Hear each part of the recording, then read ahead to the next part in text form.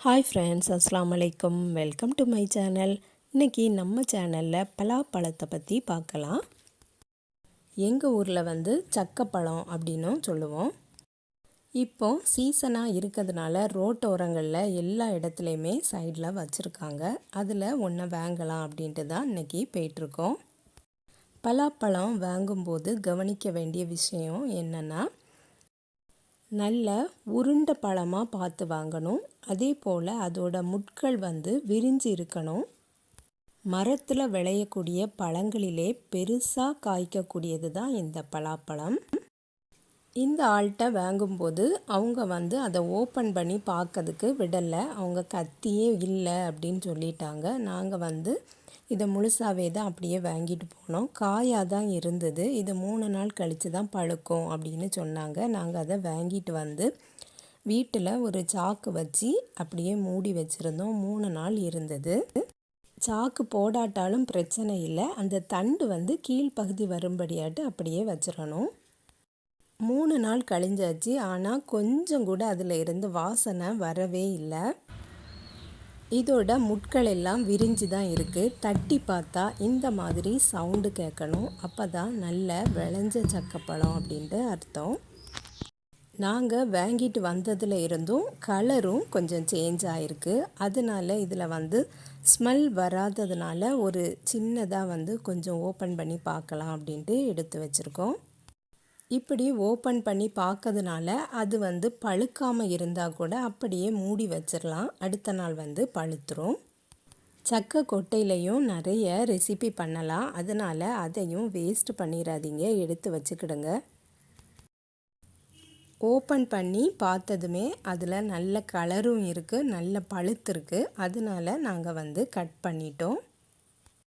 இப்படி நல்ல பழுத்திருந்த பழங்கூட வாசனை வெளியில் வராமல் இருந்திருக்கு. அப்போ வாசனை வரலையே அப்படின்னு சொல்லி நம்ம இன்னும் வச்சுட்டே இருந்தோம்னா அந்த பழம் அழுகியே போயிருக்கும். உருண்டை பழமாக வாங்கிட்டு வந்தோம்னா அதில் ஃபுல்லாகவே சுளைகள் இருக்கும்.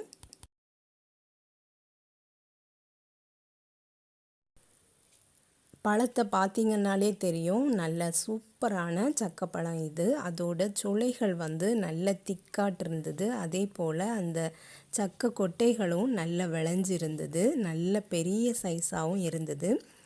அதே போல் இதில் பால் வரவே இல்லை. இந்த சக்கப்பழத்தில் பொதுவாக பால் நம்ம கத்திலாம் வெட்டும்போது அதில் ஃபுல்லாக ஒட்டி பிடிச்சிரும். அதை எடுக்கவே பெரிய பாடாக இருக்கும். அதை எடுக்கிறதுக்கும் நான் ஒரு டிப்ஸ் சொல்கிறேன். ஃபுல்லாக அதில் ஒட்டி இருந்ததுக்கப்புறமா அந்த கத்தியை எடுத்து அடுப்பை பற்றிட்டு தீயில வச்சிட்டோம்னா, தீயில வச்சுட்டு ஒரு பேப்பரோ இல்லைன்னா தேங்காய் நாரோ வச்சு இருத்தி தொடச்சி எடுத்துட்டோம்னா அது ஃபுல்லாகவே போயிடும். சக்கப்பழம் வாங்கவே சில பேர் ரொம்ப பயப்படுவாங்க. ஏன்னா உள்ளுக்கு எப்படி இருக்கும் அப்படின்ட்டு தெரியலை அப்படின்னு தான். இந்த மாதிரி டிப்ஸ் எல்லாம் நீங்களும் ஃபாலோ பண்ணி வாங்கலாம். முட்கள் விரிஞ்சி இருக்கணும். அதே போல் நல்ல உருண்டை பழமாக இருக்கணும். தட்டி பார்த்தும் வாங்கணும். இந்த சக்கப்பழத்தை வச்சு சீக்கிரமாகவே ஒரு ஸ்வீட் ரெசிபி பண்ணிடலாம். அடுப்பை ஆன் பண்ணிவிட்டு ஒரு கடாய் அடுப்பில் வச்சுருக்கேன். அதில் 1 டீஸ்பூன் கீ ஊற்றிருக்கேன். அதுக்கப்புறம் பொடி பொடியாக கட் பண்ண சக்கப்பழத்தையும் சேர்த்துடலாம். நெய்யிலையே வதக்கும்போது நல்ல ஒரு ஃப்ளேவராக இருக்கும். பக்கத்தில் இன்னொரு அடுப்பில் 1 கப்பு இல்லைன்னா 1.5 கப்பு தண்ணி கொதிக்க வச்சு எடுத்துக்கலாம். 1 கப்பு அரிசி மாவும் எடுத்திருக்கேன். 1 கப்பு அரிசி மாவுக்கு 2 கப்பு தண்ணீர் ஊற்றி நல்லா மிக்ஸ் பண்ணி எடுத்துக்கலாம். கொதிக்க தண்ணி இல்லை, சாதா பச்சை தண்ணீர் தான் ஊற்றி மிக்ஸ் பண்ணியிருக்கேன். கொதிக்க வச்ச தண்ணீரை இந்த சக்கப்பழத்தில் ஊற்றிடலாம்.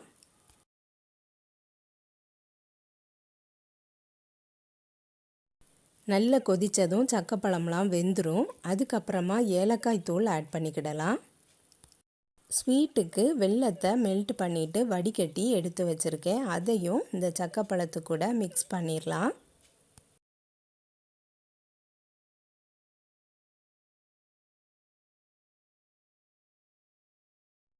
ரெண்டும் சேர்ந்து நல்லா கொதிக்கட்டும்.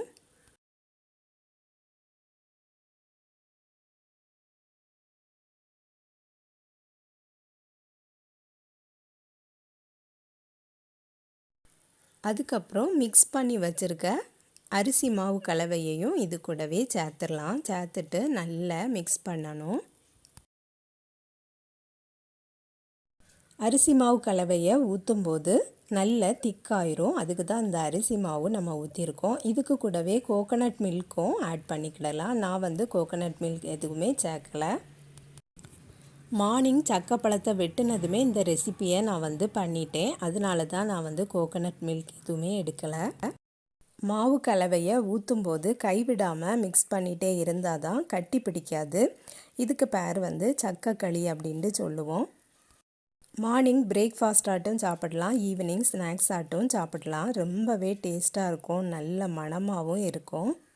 நீங்களும் ட்ரை பண்ணி பாருங்கள் ஃப்ரெண்ட்ஸ். இந்த வீடியோ பிடிச்சிருந்துன்னா லைக் பண்ணுங்கள், ஷேர் பண்ணுங்கள். நம்ம சேனலை இது வரைக்கும் சப்ஸ்கிரைப் பண்ணலைன்னா சப்ஸ்கிரைப் பண்ணிடுங்க. நெக்ஸ்ட் வீடியோவில் வேறு ஒரு ரெசிப்பியில் சந்திக்கிறேன். அஸ்ஸலாமு அலைக்கும்.